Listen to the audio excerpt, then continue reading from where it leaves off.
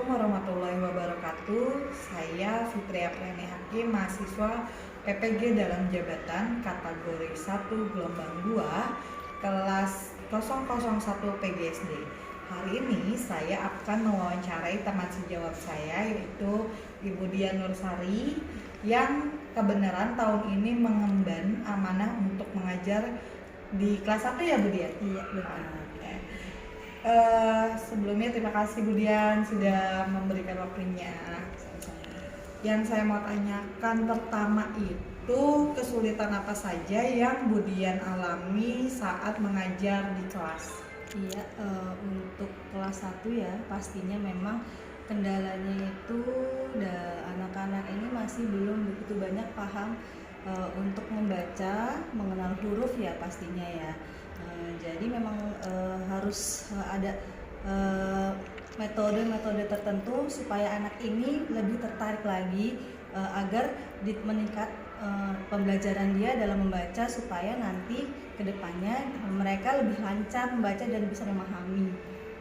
Seperti itu. Terus kira-kira nih kalau di kelas Bu Dian masih ada berapa siswa yang belum bisa membaca? Ya, untuk awal pertama kali masuk itu sekitar kurang lebih 7 ya, sekitar 7. Nah, mereka ini terkendala mungkin satu, ada anak yang belum pernah sekolah atau PAUD. Nah, terus yang kedua, meskipun dia PAUD tapi memang terkadang terkendala hanya anaknya saja yang sekolah, tapi tidak didukung orang tua untuk belajar di rumah. Jadi seperti itu kendalanya. Wah, berarti perlu kesenjangan bersama ya, kerjasama lah antara sekolah sama orang tua ya Bu Dian? Iya, pastinya. Nah, kalau untuk menyiasatinya gitu, biar anak itu bisa cepat membacanya lantang, lafalnya mengenal hurufnya cepat, itu apa tuh Bu Dian? Iya, pastinya pertama-tama untuk pengenalan dulu bagaimana nih anak ini cara belajarnya, karena memang anak-anak berbeda-beda ya pola untuk belajarnya, tidak kita samakan. Nah, dengan cara menggali minatnya mereka. Terkadang ada anak yang untuk baca saja dia tidak mau, tapi dengan menggunakan gambar, terus ada gambar yang bercerita, mereka akan tertarik. Nah, seperti itu. Jadi metode awalnya mengenalkan buku cerita, cerpen ya, seperti khususnya kayak seperti fabel gitu kan, ada gambar-gambar hewan. Jadi dengan melihat judulnya saja anak sudah tertarik, wah ini ada hewan yang apa ya, saya kok merasa ingin mengetahui nih isi ceritanya. Nah, dari situlah anak-anak sudah mulai dengan sedikit-sedikit, meskipun belum begitu lancar, mereka tertarik untuk membaca. Nah, seperti, dan juga pembiasaan di setiap hari awal sebelum kita melakukan pembelajaran materi. Nah, itu adalah kita sama-sama membaca dan sama-sama belajar untuk bersama-sama membaca sama-sama, seperti itu.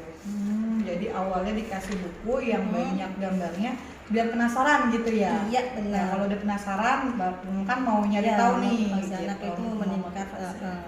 Siap.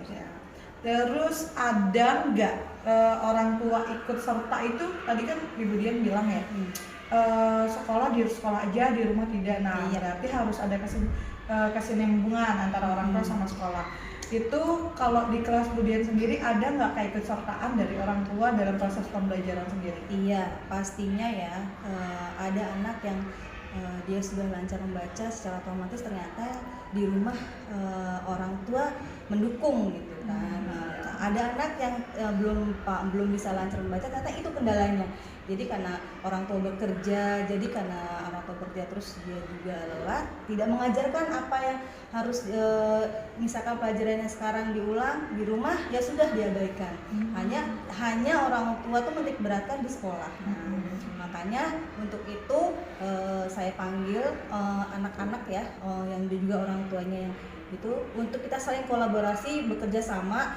Seandainya di sekolah ada kegiatan khususnya kelas 1 membaca, nah di rumah diulangi lagi kembali, minimal ditanya, hari ini belajar apa?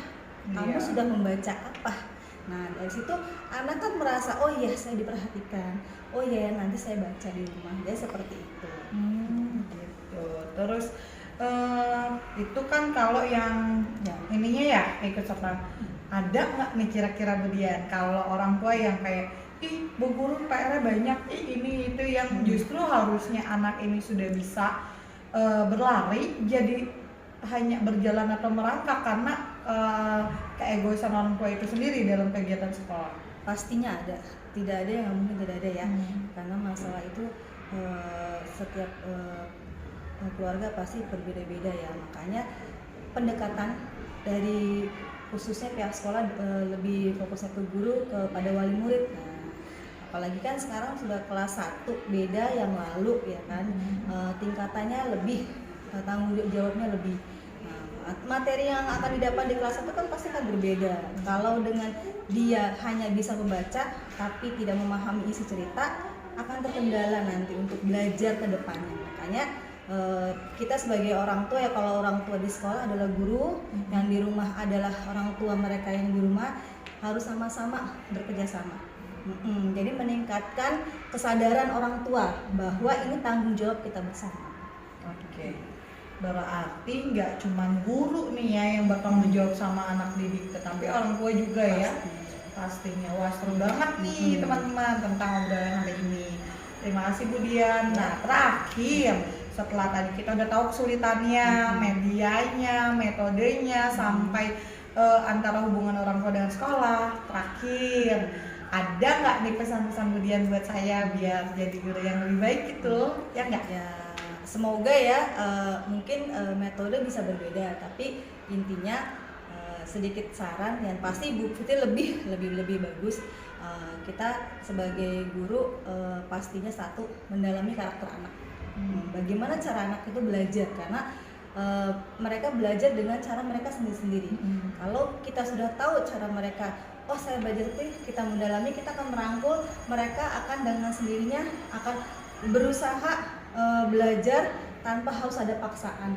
Nah, kalau misalkan dengan ajakan, bisa dengan metodenya yang lain, sepertinya misalkan yang tadi buku cerita, bisa juga dengan kartu gambar, kartu kata. Jadi anak itu belajar sambil bermain. Nah, games bersama teman-temannya, dan juga anak lebih aktif di sekolah. Nah, seperti itu. Siap deh. Tuh, ternyata belajar di sekolah itu nggak cuma dari guru, tetapi juga dari orang tua. Bukan hanya dengan metode ceramah dan lain-lain, tetapi juga memerlukan metode yang beragam. Serta mungkin bahan ajar ya Budian ya. Pastinya Dan yang medianya pasti, juga menunjang. benar, yang pasti kita tidak bisa menyamaratakan anak semuanya bisa, semuanya tidak bisa, karena yang kita tahu ya Budian, anak itu nggak ada yang bodoh atau tidak bisa, hanya perlu perhatian arahnya kemana, bagaimana, dan metode yang seperti apa yang bisa mereka jalankan, seperti itu. Terima kasih Budian kesempatan wawancaranya. Itu juga Bu Fitri. Oh ya, sampai ketemu lagi di wawancara berikutnya. Dah.